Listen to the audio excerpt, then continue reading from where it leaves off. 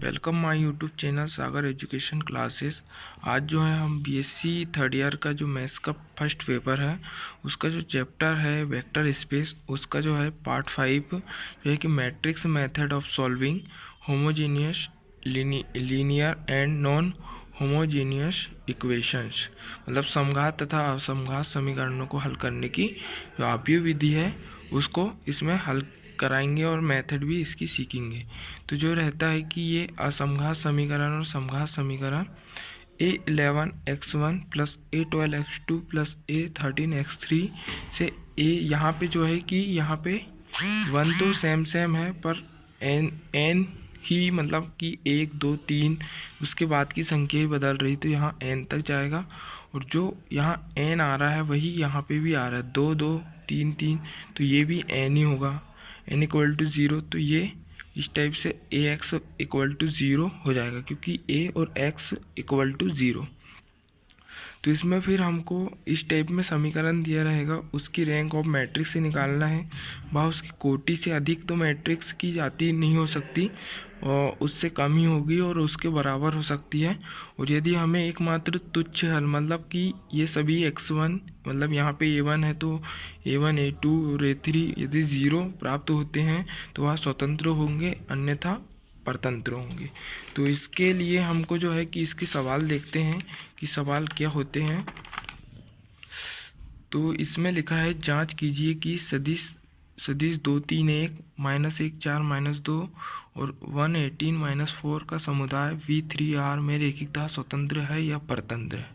ये क्वेश्चन बहुत ही इम्पोर्टेंट है और यह जबलपुर यूनिवर्सिटी में 2008 में पूछा गया, भोपाल में पूछा गया 9 10 और 2011 में रीवा में भी पूछा गया है, इंदौर में भी और सागर में भी।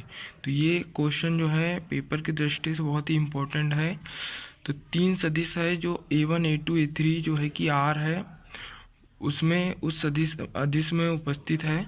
तो हमने जो फार्मूला पढ़े हैं a1 r1 plus a2 r2 plus a3 r3, वही फार्मूला से हमको इसको हल करना है।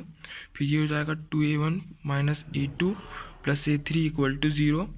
फिर इसके बाद का समीकरण 3a1 4a2 और 18a3 इक्वल टू 0। तो इसी टाइप में समीकरण बनेगा। फिर हम ये समीकरण को जो है ये और छोटा करने के लिए आव्यूह विधि से थोड़ा हल कर लेते हैं। तो यहाँ पे हमको 0 लाना है, यहाँ पे भी 0 लाना है और यहाँ पे 1 लाना है और यहाँ पे भी 0 लाना है। तो हम इसको यहाँ पे 1 लाने के लिए पहले ये प्रयास करते हैं कि जो R3 रो है उसको हम R1 में चेंज कर देते हैं। तो वो यहाँ पे जो हमारा 1 लाने का जो रहेगा वहाँ पे 1 आ जाएगा और यहाँ पे जो है कि 2 आ जाएगा। फिर हम इसको 3 को 0 बनाएंगे और 2 को भी 0 बनाएंगे। तो हमने चेंज किया तो 1 -2 -4 ये आया, ये और ये वाली रो थर्ड में पहुँच गई है और सेकंड जैसी की वैसी रही। फिर उसके बाद हम ये कर सकते हैं कि जो 1 दिया गया है और जो R2 दिया गया R2 -3 R1 कर दें तो R2 चेंज हो जाएगा और R3 को चेंज करने के लिए R3 में से जो यहाँ पे 2 का गुणाकार इसमें से इसको घटा देंगे तो R3 -2 R1।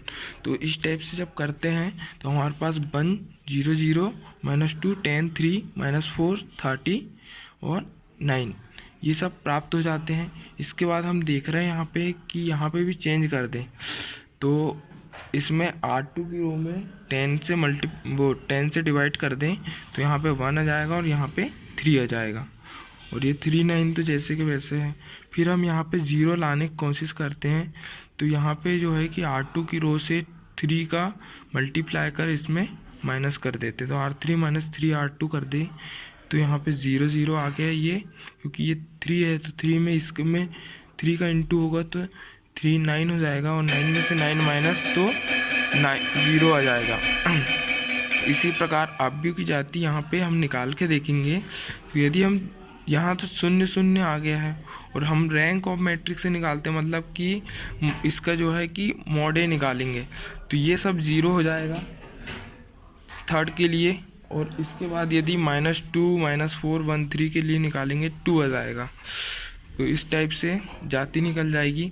अब हमें जो दिया गया है आधार समीकरण, इसमें रैखिकता स्वतंत्र निकालना है। तो हम इसके लिए क्या करेंगे कि ये समीकरण दिए रहेंगे और हम A1 A2 और A3 के जो है कि मान निकालेंगे। तो A3 का मान यहाँ पे 1 निकल के आ रहा है पहले से। A1 का मान -2 A3 आ रहा है और A3 का मान 1 आ रहा है, जो कि नॉट इक्वल टू 0। यदि 0 आता है तो ये रहेगा क्या स्वतंत्र, और 0 नहीं आता तो ये रहेगा परतंत्र। तो यह एक घात परतंत्र है जो कि यहाँ से दिख रहा है। तो ये रहा आपका जो है कि एग्ज़ाम्पल के माध्यम से मैंने आपको समझाया, और यह जो एग्ज़ाम्पल है बहुत इम्पोर्टेंट भी है। आशा करता हूँ ये आपको बहुत ही ईजिली समझ में आया होगा। चैनल को लाइक सब्सक्राइब शेयर अवश्य करें, क्योंकि जिसको ज़रूरत है तो उस तक यह पहुँच सके। धन्यवाद फ्रेंड्स।